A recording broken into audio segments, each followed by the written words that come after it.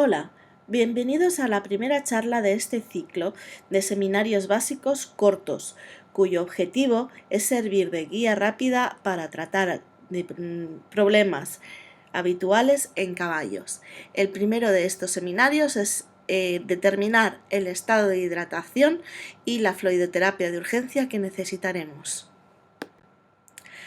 Primero de todo, vamos a evaluar el estado de nuestro paciente. Para ello, necesitamos realizar un examen físico, a poder ser realizar un análisis complementario laboratorial básico y junto con todo esto y nuestro diagnóstico inicial podemos establecer cuáles van a ser nuestras necesidades de fluidoterapia. Sobre todo, determinar el grado de deshidratación en el que se encuentra nuestro animal y saber qué objetivos vamos a tener en ese caso en concreto. Por ejemplo, si queremos únicamente rehidratar, si es necesario sobrehidratar el animal o si es necesario corregir ciertos desequilibrios electrolíticos. Primero de todo, realizaremos un examen físico para evaluar a nuestro paciente en el que nos fijaremos en la frecuencia cardíaca, la frecuencia respiratoria, el color de nuestras mucosas, el tiempo de relleno capilar que evaluaremos en ellas y la calidad del pulso periférico. Es importante también, si contamos con ello, poder cuantificar la presión arterial media, pero para ello es necesario de un oscilómetro. En un caballo adulto la presión media se encuentra por encima de 70 milímetros de mercurio de forma normal. Todo este examen físico se complementa con nuestro resultado de examen laboratorial. Generalmente nos ayuda mucho a valorar la hidratación, el hematocrito y proteínas, la creatinina, el lactato y la densidad urinaria. Hay que tener en cuenta que el hematocrito y proteínas, a pesar de ser generalmente fiable, hay casos en los que no lo es debido a pérdida de sangre o pérdida de proteínas o por casos de anemia. En esos casos no es tan fiable y debemos guiarnos más por la creatinina y el lactato.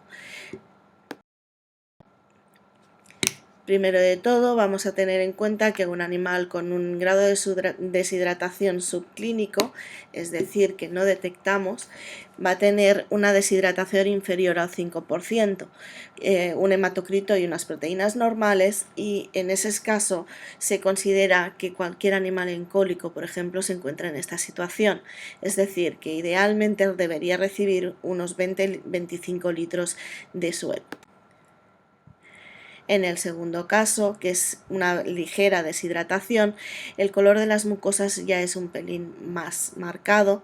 El grado de deshidratación es entre un 5 y un 6%, el tiempo de relleno capilar se mantiene inferior a 2 segundos, pero el hematocrito y proteínas incrementa ligeramente y podemos encontrar valores entre 40 y 50 y proteínas entre 6,5 y 7,5.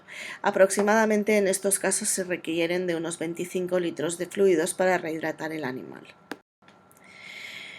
Con mucosas realmente congestivas, ya nos las encontramos en deshidrataciones graves situadas entre un 8 y un 10%, generalmente acompañadas de extremidades frías, mucosas secas, tiempo relleno de capilar muy incrementado, 4 o 5 segundos, pliegue aumentado, el pulso no palpable, extremidades frías y compatible con shock. Generalmente estos animales están con hematocritos por encima de 60 y las proteínas sanguíneas también por encima de 9. En estos animales se considera que su déficit de fluidos es de 55 litros.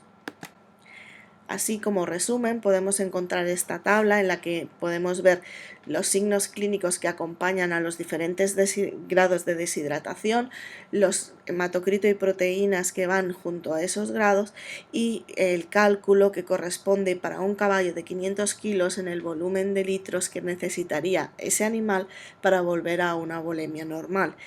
Este simplemente se calcula multiplicando el porcentaje de deshidratación por el peso del animal.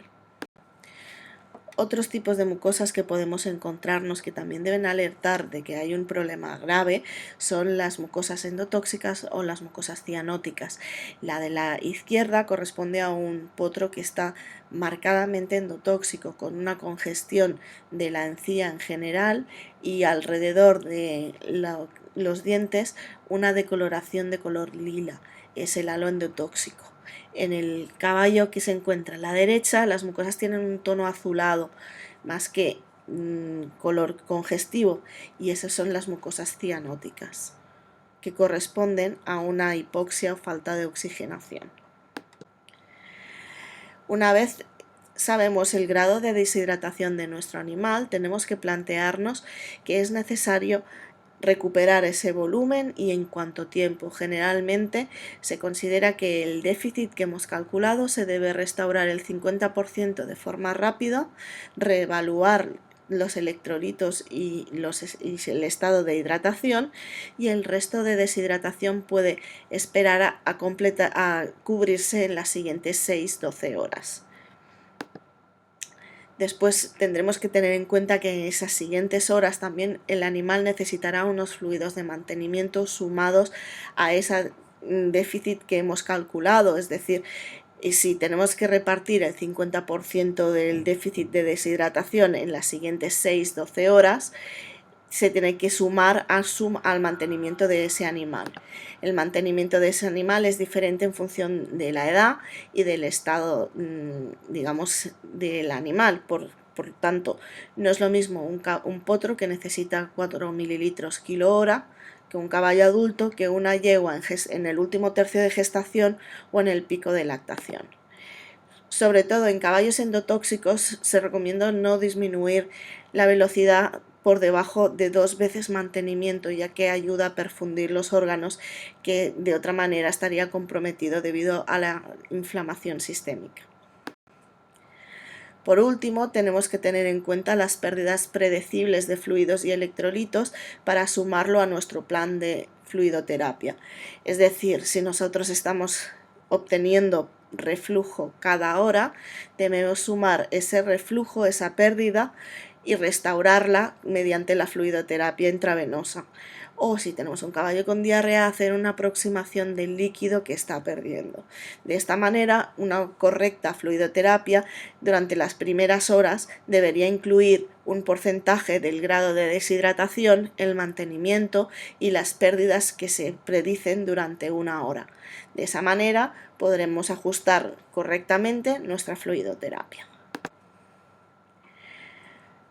También hay que tener en cuenta qué tipos de fluidos debemos utilizar.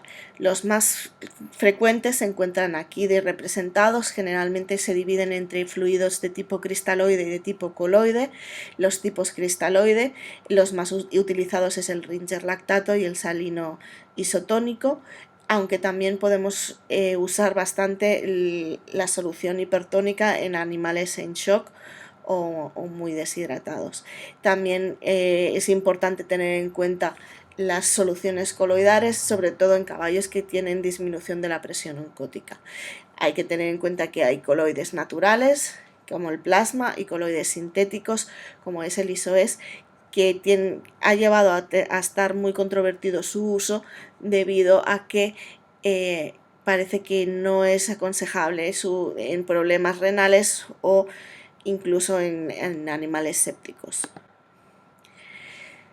También hay que tener en cuenta los objetivos que tendremos en nuestra fluidoterapia según el diagnóstico inicial, es decir, si nosotros tenemos un cólico de tipo obstructivo, nuestra primera opción va a ser sobrehidratar a nuestro animal para intentar deshacer la impactación que hay en colon, porque sobre fluido y pueda dirigirse ese sobrante a rehidratar esa impactación, aunque hay que tener en cuenta que siempre es mucho menos efectivo la terapia intravenosa que la terapia oral.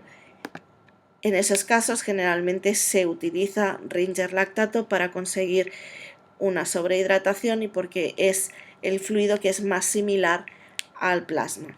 En caso de cólicos isquémicos, lo que nos interesa es mantener nuestra perfusión, debido a que la y al que la endotoxemia causa una hipotensión importante. En esos casos podemos usar Ringer lactato, y en casos de deshidratación bastante importantes, si el sodio está en niveles correctos, puede utilizarse el hipertónico como tratamiento para incrementar rápido la presión arterial y revertir el shock.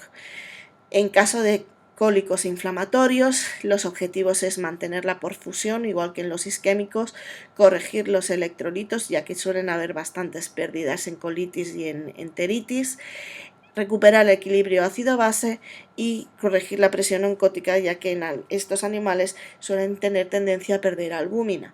Para hacer estas funciones tenemos diferentes fluidos. Por ejemplo, para mantener la perfusión, como hemos dicho antes, tenemos tanto el Ringer lactato, como en casos muy graves de deshidratación, siempre comprobando el sodio, se puede utilizar el salino. Corregir los electrolitos mediante calcio, compensación de calcio y compensación de potasio, y la presión oncótica puede corregirse generalmente con plasma, porque aparte de proteínas aporta factores de coagulación que se consumen, o mediante, en según qué caso, con coloides sintéticos.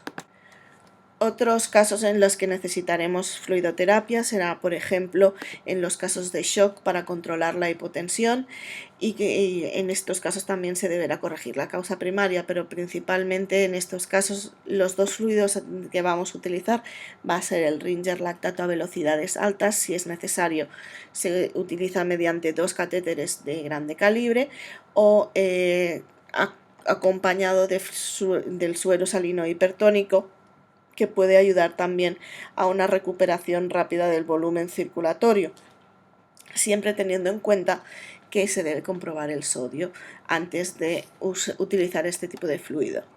En casos de síndrome posesfuerzo, también el objetivo es restablecer electrolitos, mantener perfusión de órganos vitales, mantener la diuresis, restablecer el equilibrio ácido-base, y todo ello para evitar un fallo multisistémico. Generalmente lo que vamos a utilizar en estos casos va a ser el suero salino fisiológico, ya que las alteraciones de estos caballos del equilibrio ácido-base suelen ser una alcalosis metabólica debido a la disminución del cloro en sangre por la pérdida en sudor. Por lo tanto, necesitamos un fluido que sea acidificante, como es el suero salino fisiológico. En caso de que tuviera colitis y pérdida de albúmina, o tuviera una coagulación intravascular diseminada, como puede suceder, en esos casos estaría indicado el tratamiento con plasma.